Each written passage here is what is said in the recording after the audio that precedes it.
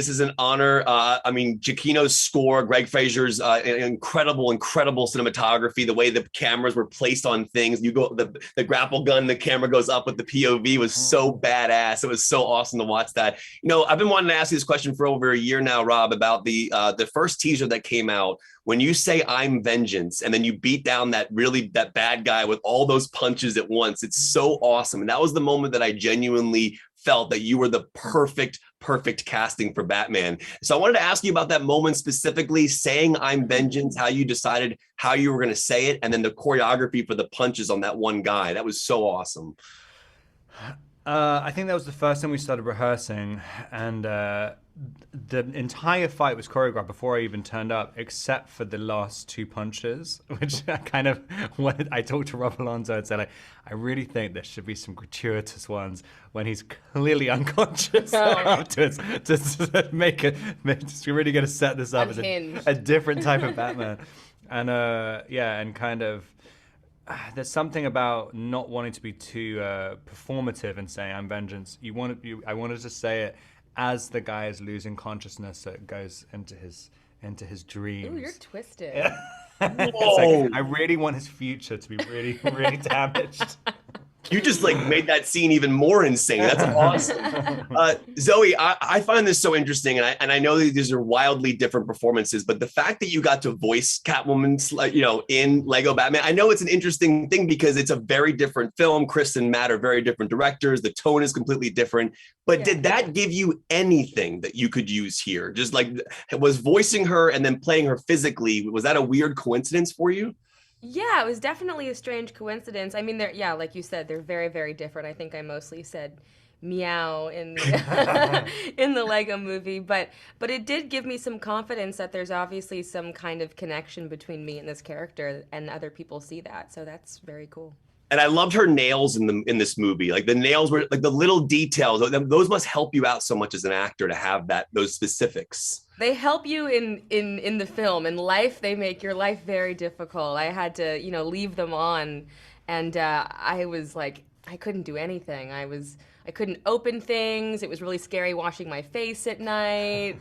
Everything became very difficult with those nails.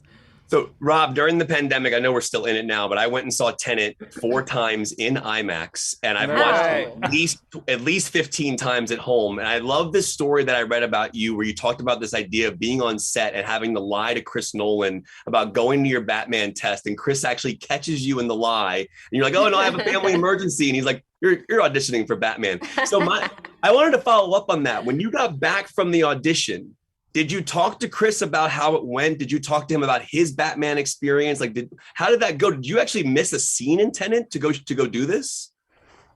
No, I found out I got the job on my first day of Tenet, like the day before, and somehow, I mean, this was like, I thought the most top secret, like, kind of casting thing. I hadn't told a soul about it. And Chris obviously has the inside scoop on every single Batman project. But yeah, and he knew I'd got the job as well. I hadn't told anybody I'd got the job, and I turned up on set. He said, "Congratulations." And I'm like, well, I'd literally only just found out, and it was my first day. But also doing the Chris's movie, I mean, it was like, I was doing a Chris Nolan movie as well, which was also absolutely terrifying. And I mean, it was one of the most high pressure weeks of my entire life, like figuring that out on the same day. But yeah, really wonderful. That's awesome. Last question for you both. Michael Giacchino's score is brilliant, and one of the things I love about filmmaking is that you perform. I know he wrote the score during the actual production, so you actually had it. But in terms of when you actually finally see the film and you hear that Nirvana track pumping in the movie, and you hear Giacchino's score pumping in the film, for each of you emotionally, what is that like to hear your performance set to score like that? Because it's just truly incredible. And Michael's just such a genius. Yeah, I mean, it's incredible. He'd written the main theme, and it had come in. He'd just finished it and sent it to Matt the day of my camera test, which was my first day in the suit. And they released the first teaser that came out of the movie, when it's just the red light and the suit. They're playing the theme at the first time I was in the suit. And it kind of, there's something about it that it kind of really pervades into you, and it kind of, yeah, there couldn't have been a clearer description of how I should play that kind of forlorn, melancholic Batman than that score, and it was just incredibly helpful. And for you, Zoe, just Yeah, I mean, the music really brings the whole world to life. And, seeing the film for the first time, there's that, I mean, obviously the scores are so incredible. Your theme is so incredible. My theme's pretty cool. And then there's this, during the Batmobile car chase, there's like these big drums that come in. And I was just like, it's so cool when like a score makes you nod your head too. I was like, this is good. But yeah, he really just brought the film to a new level. Well, that's absolutely amazing. This has been an honor talking to you both. Thank you so much for your time today. Thank you for making immersive and incredible cinema. It's really, I appreciate your time, both of you. Appreciate it. And Rob, you're amazing and good time, man. Work with the Safdies again, please. I love it. Thanks, guys. Let's start with you because I want to geek out about Greg Fraser, one of my favorite DPs on the planet. Oh, yeah.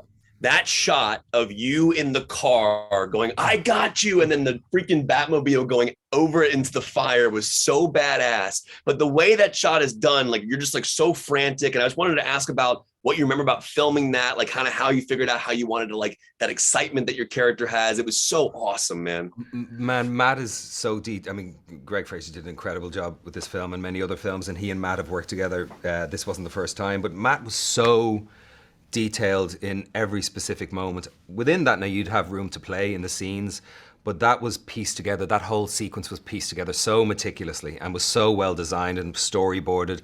And within that, Matt was very clear on the moments that he wanted and that he needed. But that took weeks to do. It was a lot of fun. Yeah, the I got you was so, I just love the excitement that you have in that moment. It's such a great moment. I was scared, terrified, man, because I was being thrown all over the place and they had a driver on the roof of the car. I wasn't even in control. So having someone else doing the driving while the steering wheel doesn't work and you're going at a clip and cars are bumping off you was a bit terrifying. So it was the least acting I did in the film.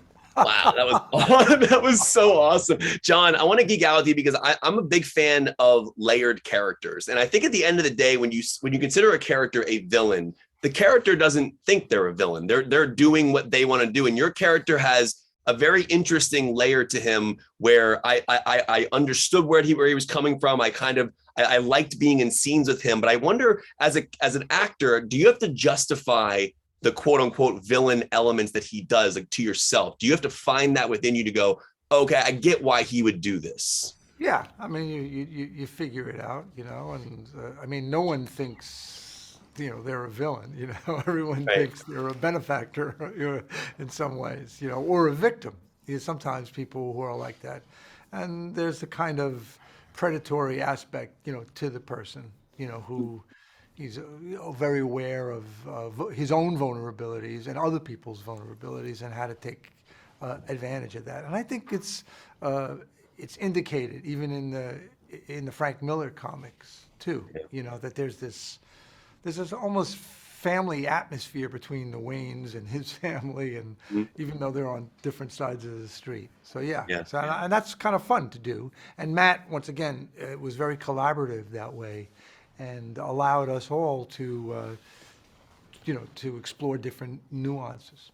It's fascinating. Colin, I'm sure you're getting a bazillion questions about the actual prosthetics and everything, but what I find fascinating is emotionally what that does for you. When you actually finally see yourself look like that, like, is that the moment where you feel like you cross into the character? I know you put the work in, you put in like the emotional work, you learn the script, you learn who he is, but do you remember the first time you saw yourself fully like that and like kind of what that was like?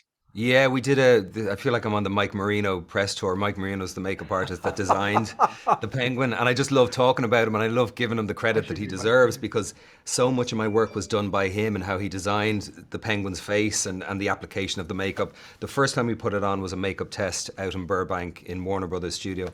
And yeah, it took over me, It really, it's harder to be yourself that deeply buried than to assume another character, So I just, as soon as I put it on, I had done some dialect work already, so I had that kind of programmed in me, and I just started messing around with it, and it was kind of like I didn't really fully grasp the nuance of the character in whatever way I ended up grasping it until I put that makeup on. Once that makeup came on, it was kind of like working externally from outside back inward. You know, I could see the history on this man's face. I could see what a hard life he'd had, and just behavior and mannerisms just were instantly informed by 45 years of watching films and gangsters and making those judgments, you know. But it was amazing. It did so much of the work for me, what Mike Marino did, you know. No, I really appreciate it. This has been an honor. Thanks, man. It's been a pleasure talking to you. Well, Paul, I'm going to start with you because I absolutely love the way you say Bruce Wayne. There's something like really interesting about like how it comes out of your mouth. Like you'll like have a delay or you'll go Bruce. Like it's really cool how you do it. I'm not going to do it for you, but I'm just curious how you found that. How did you find how you were going to speak and how you were going to say the name? It was really interesting to me. Oh, that's cool. Thank you. I think that probably comes from just charging the right things for the character, right? So Matt's script was really beautiful and powerful and complex. The clues are all there. And so there are certain things that you build your character from. And the first thing Matt and I talked about was the two sides of trauma and how Batman is born of trauma from his parents' death. And in this case, maybe so is the Riddler. And the relationship to that word, I think, that you're talking about may stem from there as well. So it was more about charging it for me with the backstory, and then the way it comes out, it was the way it comes out. So I'm glad you liked it. It's terrifying. No, I mean, it's like incredibly immersive. You know, Jeffrey, you have made so many incredible films in your career, and same with you, Paul. And score is such a massive part of the movies you've made. I mean, Paul, when you look at Johnny Greenwood's music on There Will Be Blood, and I mean, Jeffrey, I mean, I'm wondering for you specifically, when you hear your scenes set to Giacchino's music, what does that emotionally do for you as an actor? Like, I know that score was written in pieces prior in production, but like when you finally see it put together and you see a scene with yourself with Giacchino's music, how does that feel? Well, it's all of the elements coming together. It's the score, James Chinlin's production work, Greg Fraser's lighting, all of that stuff is providing so much information to the audience, but also to us as actors. It's layering on information in the performance afterward, but when we're on set, it's those elements are just elevate everything that we do. And in fact, Matt played the Batman theme for us early in rehearsal when we got to London, and I heard that, and I'd read the script, of course, and I said, that's the entire movie. It's there. There were just tonal elements to it that only further deepened my understanding of what we were going for.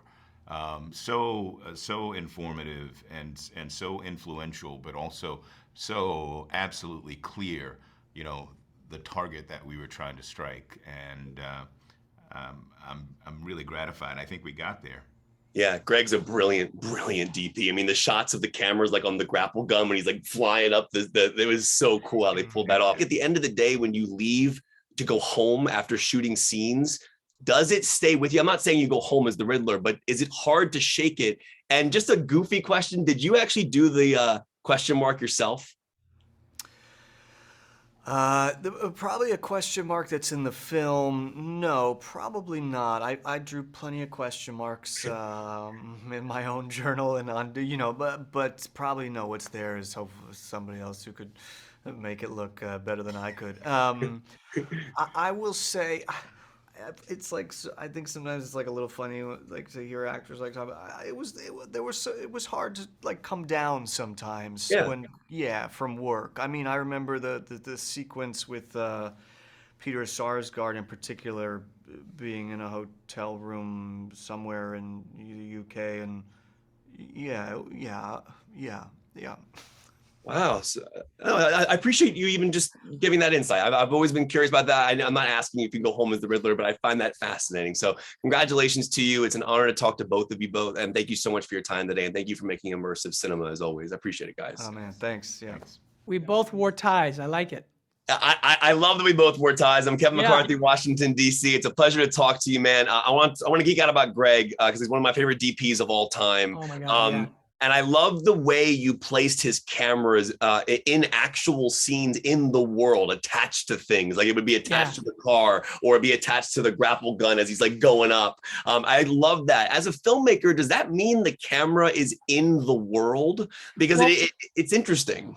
Yeah, I mean, for me, like I like to approach things. I'm really drawn to Hitchcock, right? So like this idea, and I kind of discovered Hitchcock as a kid through Scorsese, because he would talk about, like, you know, in Raging Bull and Taxi Driver, he'd be talking about like the wrong man. It's like the wrong man, like you're in his point of view. And I was like, what is he talking about? So then I sort of discovered Hitchcock through Scorsese, and I'm sort of obsessed with that style, because for me, the idea of the cinematic experience is to put you into the point of view of the character, in the perspective. And so Greg and I talked about that a lot, and I wanted to make sure that when we did a Batmobile chase, that it didn't feel like some CG confection, right? I wanted to make sure that I asked Rob Alonzo, who was our stunt coordinator, I said, I want to know everywhere we can put a camera. And then Greg set out a whole team so that we could put, like, even on the motorcycle and stuff, it's like, well, where can we put these cameras so they're stuck on the bike? And so I wanted everything to feel like, almost like Bullet, you know, like the Bullet chase where everything is just totally practical. Of course, there's CG in there, but I wanted the CG to be completely invisible, because I wanted the movie to feel very visceral. So Greg and I worked really, really hard to achieve that. And we also we wanted to make sure that because of this world, and we wanted it to not feel sort of too clean and pristine, like we would let water get in the camera, and Greg would put these little silicone filters so that, you know, when it's driving through the rain would get on the lens, and we would do all that kind of stuff so that you could feel that everything was very tactile and very visceral. I love that. It was funny because I've been a fan of your work for a while. I remember that movie Let Me In, when you had the rolling car. When we were in the Penguins car, I was like, oh, this reminds me of like the role that it was really, and really we cool. did something crazier in this one, which was that, because we did that thing where we tumbled and Let Me In, and we kept it all in one shot, and Richard Jenkins is driving, and we had the stunt driver on top of the car. And in this one, what I wanted to do was, I said, I realized, you know, there's that moment when we're flipping the car, and we have the spin, but I want to see that moment when it actually lands. And this time we did a crazy thing where the stuntman actually was in that car as we did that last kind of, the ground, it literally hits the ground. I was like, can we do this? And they were like, yeah, we use this crazy thing called a turtle rig, and we actually did that last part of this. I mean, so much of what's in that chase is practical. Like, I think people look at that scene that's in the trailer, and you see the Batmobile coming through fire. And I wanted the movie to be like a horror movie. And I said, God, if that Batmobile could be like Stephen King's Christine and come through fire, people will remember that, you know? And so I wanted that shot in the rearview mirror, and I thought, well, that probably will have to be CG. And actually, Dom Toohey, who is our physical effects guy, was like, I think we could jump this Batmobile through fire. So that is a real shot. When you see the Batmobile jumping through fire, we jumped that Batmobile through fire. That's insane. Last question for you. Michael Giacchino, one of my favorite composers of all time. Awesome. There's a brilliance of how you handle his score as a leading character, as part of the world. It's tonally there. It's immersive, obviously, with Greg's cinematography. How do you choose when to hit that theme? Because that theme is so important. And then you obviously have the Nirvana track, which plays a couple times as well, and it all kind of blends together. Ave Maria. I was just wondering, like, how do you choose the moments where that theme hits? It's so perfect, well, you know, that you executed what's so interesting is that on this movie, Michael wrote a suite, because normally what happens is I show him some, you know, like 18-hour cut of a movie, and then he's like going, okay, I have these ideas, and he starts writing stuff. On this movie, Michael's love of Batman is like mine. I mean, this is our 5th movie together. Yeah. And he said, I want to do something that we haven't done. I want to write the themes before you shoot, so you have them when you're shooting. So that I played that music for Rob to get him into character. He really felt like it really connected the melancholy of that beautiful sort of the Bruce Wayne theme and the intensity of the Batman theme. And so then when you start putting it together, when I was working with my editors, I was like, well, we should just try different things. And you try those themes, because now, unlike usually what happens is you temp music in. Here we had the score to a very large degree, and we would try different things. And like, there's this one moment where Bruce Wayne goes to the funeral, and they put in the theme that is the Bruce Wayne theme, and it just seemed right. So it's an interesting thing, you know. And then obviously, when I work with Michael again, when we're done, and he's actually now writing to the final movie, we tweak it, you know, to the nth degree and just go in and finish all that kind of stuff. But this was really special to have the music before we ever shot. Wow, that's amazing. I could talk to you all day. You're going to be on our podcast later on today. Awesome. Called Real Blends. We're excited to talk to you. Congratulations to you.